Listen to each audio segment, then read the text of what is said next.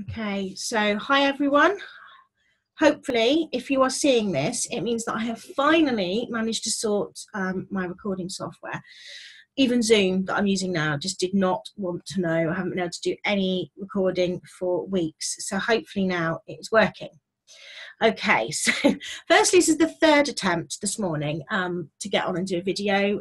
First time was the telephone ringing, second time was someone knocking at the door, and third time was just me being a complete numpty and not setting it up right. So anyway, let's hope this goes a little bit better.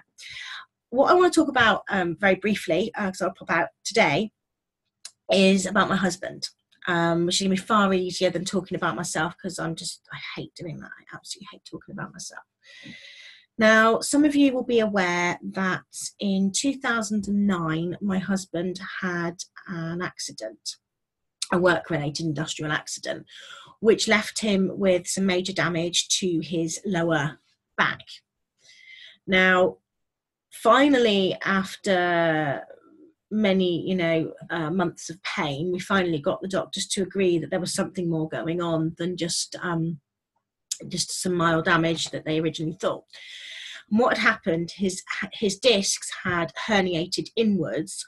So rather than discs that kind of pop out in the spine that can be manipulated back in, his had gone inwards. And what they'd done is they'd taken the nerves out, well, not out obviously, but had damaged the nerves in his spine. And what was happening, not only was it causing him significant pain, it was also causing his entire lower end to almost temporarily paralyzed and just literally fall from underneath him. So he was pretty much unable to walk and had this horrendous pain. Now, doctors being the way that they are, they just instantly, after the MRI scan, they just put him on loads and loads of pain medication. They suggested this, they suggested that, and he ended up being on Oromorph, Tramadol, Diazepam. I think he was naproxen. There were loads of different ones that they put him through, and in the end, the Tramadol, he just turned so verbally aggressive, if you like, on it. He'd never ever lay a finger on me. It wasn't like that. It was just, really changed him. So I took him off the Tramadol as soon as we could. So he's left then with the morphine, and he's on high doses of morphine. Well, finally in January 2011, they decided that they would do like a spinal fusion and hopefully repair some of the damage to the nerves. Well, when he first had that done, it was an 8-hour operation. It wasn't just the spinal fusion. He's got the cages. He's got a metal rod that goes down through his back, and 2 whopping great cages in there, and discs removed and all sorts. And it was an 8-hour operation, and it was, honest to God, it was the worst 8 hours of my life. I was at home on my own with the 2 children that I had at the time, and nobody phoning me, nobody keeping in touch with me. It was absolutely horrendous. And we were told that there was, I think it was something stupid like a 70% chance that the operation could paralyze him. And then obviously you've got all the usual operation risks as well, which are even worse. So it was horrible, absolutely horrible. Well, he had the operation, and initially we thought, a year on, he was just in so much pain, still on the morphine. Horrible medication. And we didn't think really there was anything that could kind of be done. Well, he did gradually, over another year again, he did get a little bit better, which was great, and he was able to return to work. Unfortunately, that didn't last very long, and January, February 2015, he had a lot of problems again, and he said, something's not right, I don't feel like something's as it was. It almost feels like all the original operations moved. And then in the April of that year, he had to give up work. So April 2015, he had to give up work again. And so we were back to square one with him, virtually unable to walk. The nerve damage, he's just collapsing every 2 minutes again. We didn't know what, if anything, had gone wrong. And do you know what? It took us months and months and months to finally get the doctors to take him seriously again. It was just like, oh, well, you've just overdone it. Or no, it wasn't the case at all. Anyway, to run forward a little bit, when they finally did a scan, they found out that his original operation that he'd had done, and all the framework and everything that was in, that was actually fine, nothing had actually moved. But what had happened is, because he'd had the framework in, it had caused the upper part of his spine from that to start to have problems, and it was basically starting to compress down. So they've actually diagnosed him with degenerative spine, I mean, crumbling spine, whatever you want to call it. There's lots of different terminology for it, but it's basically collapsing down. Now, this isn't something that can be sorted with anything that we're going to find here. The only thing so far that I have found that is going to come even close to repairing and helping with regrowth in his spine is stem cell therapy, which is majorly expensive, and I will be saving for it for him. But it's obviously it's in America. It's not available in the UK, and it's going to cost us a lot of money. So what did we do in the meantime? How do we get his pain levels under control? He was literally spending his morphine that he was on. He was taking 4 times a day, 10 milliliters of morphine, those 4 times a day, along with diazepam 3 times a day at quite a high dose. And that's all he was doing. His only way to stop him having any pain was for him to be asleep. That was what the doctors considered a quality of life, the best that he could hope for. I'm sorry, but you guys know my past. You know how I feel about pharmaceutical companies and doctors, and how I've effectively managed my own conditions. And I was furious. I was not going to accept that. And I've been looking at lots of different things, and it was getting to the stage where I thought, right, do you know what? There's so much benefit of it. We're just going to have to perhaps think about him smoking cannabis. I don't like it. I have my personal reasons for not liking it, but I thought, well, we're not going to have any choice. We really aren't going to have any choice. It's going to come to this. And that's when the company, well, sorry, I go back a little bit there. So I really didn't like the thought of putting him on that. And then as it's progressed on this year, he started having seizures, which we think might well be related to the nerve damage and whatever's going on neurologically with his, with regards to his back. And he had a really big seizure and was rushed off down to hospital. And again, really scary. And he hasn't been right since. He still gets his words mixed up. His eyes aren't right. He can't focus. His eyes couldn't focus right. And he was having a fit. He was having even if they were small ones, he was having a fit every single night in his sleep.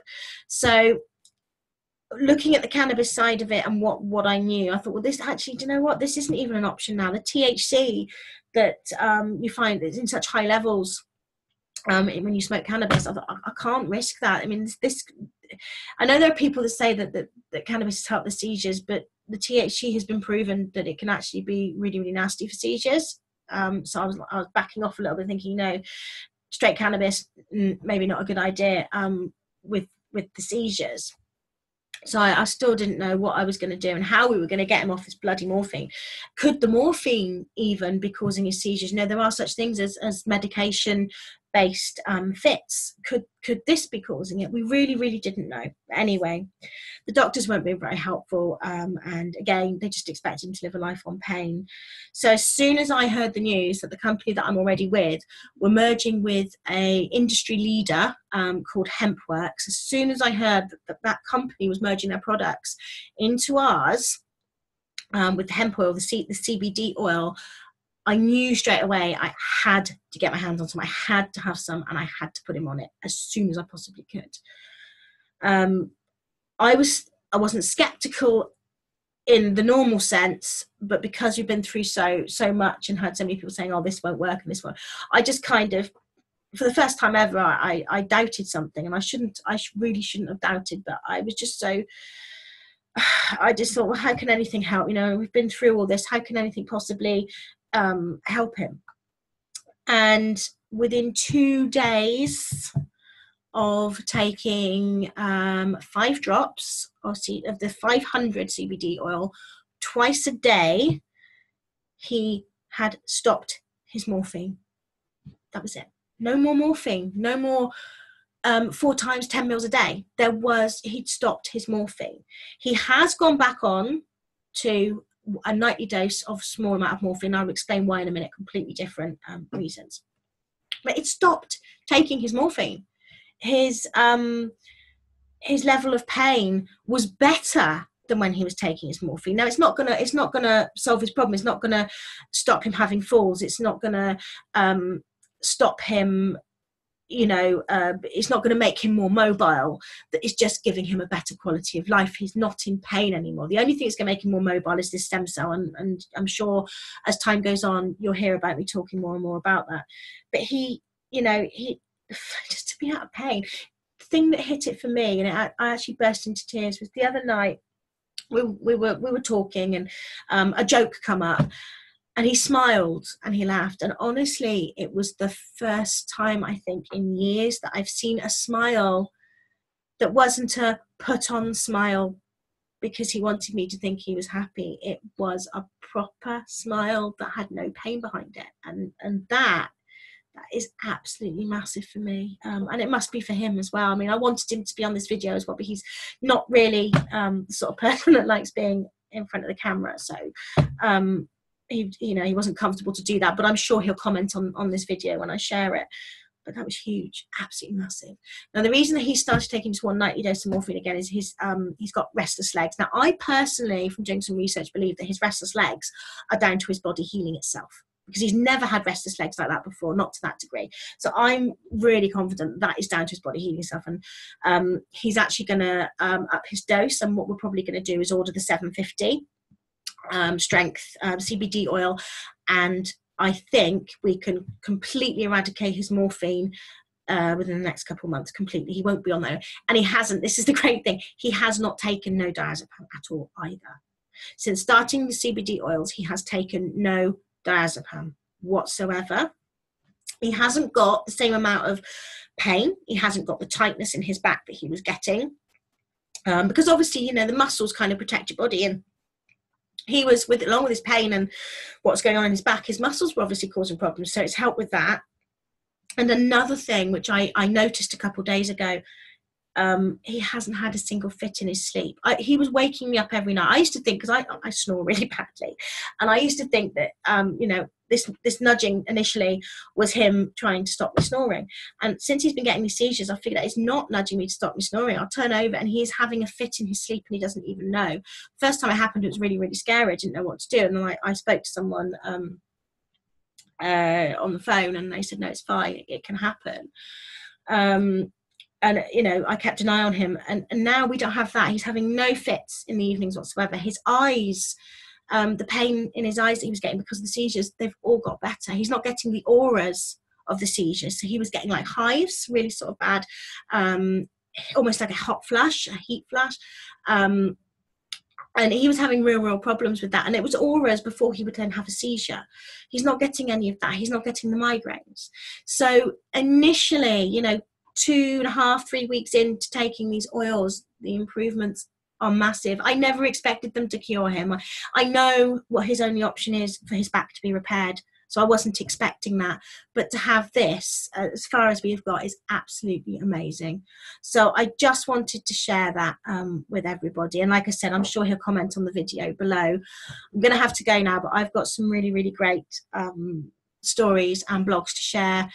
Not just personally, but about other things coming up in the next few weeks. But yeah, finally, if you're watching this, it means I've got the video recording software working, finally, and I can start sharing some more videos with you. So have a great day, everybody, and I will catch up with you soon.